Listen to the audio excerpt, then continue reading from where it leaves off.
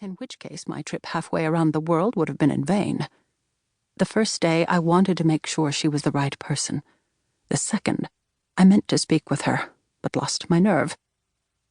Tomorrow I would fly home to America. This was my last chance.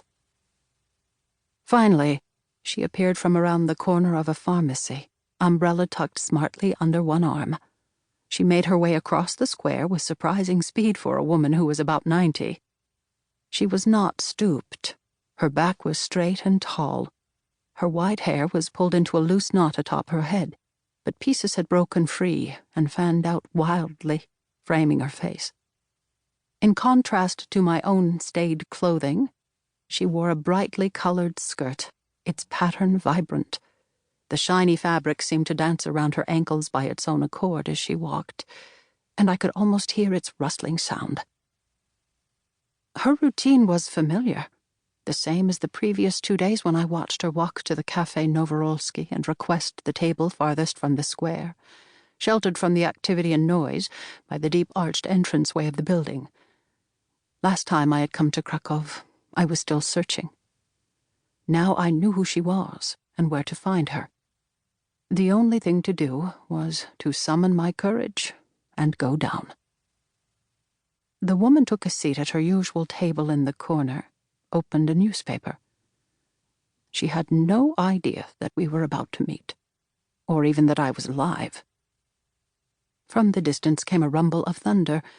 Drops began to fall then, splattering the cobblestones like dark tears. I had to hurry. If the outdoor cafe closed and the woman left, everything I came for would be gone. I heard the voices of my children telling me that it was too dangerous to travel so far alone at my age, that there was no reason, nothing more to be learned here. I should just leave and go home. It would matter to no one. Except to me. And to her. I heard her voice in my mind as I imagined it to be, reminding me what it was that I had come for.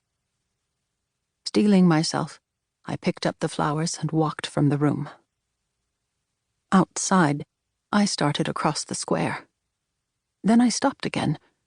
Doubts reverberated through my brain. Why had I come all of this way? What was I looking for? Doggedly, I pressed onward, not feeling the large drops that splattered my clothes and hair. I reached the cafe, wound through the tables of patrons who were paying their checks and preparing to leave as the rain fell heavier. As I neared the table, the woman with the white hair lifted her gaze from the newspaper. Her eyes widened. Up close now, I can see her face. I can see everything. I stand motionless, struck frozen. The woman I see before me is not the one I expected at all. 1. Sadie. Kraków, Poland, March 1942. Everything changed the day they came for the children. I was supposed to have been in the attic crawl space of the 3-story building we shared with a dozen other families in the ghetto. Mama helped me hide there each morning before she set out to join the factory work detail, leaving me with a fresh bucket as a toilet and a stern admonishment not to leave.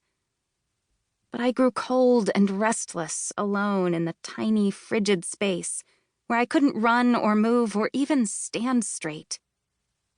The minutes stretched silently, broken only by a scratching. Unseen children, years younger than me, stowed on the other side of the wall. They were kept separate from one another, without space to run and play. They sent each other messages by tapping and scratching, though, like a kind of improvised Morse code. Sometimes, in my boredom, I joined in too. "Freedom is where you find it," my father often said when I complained. Papa had a way of seeing the world exactly as he wanted. "The greatest prison is in our mind." It was easy for him to say. Though the manual ghetto labor was a far cry from his professional work as an accountant before the war, at least he was out and about.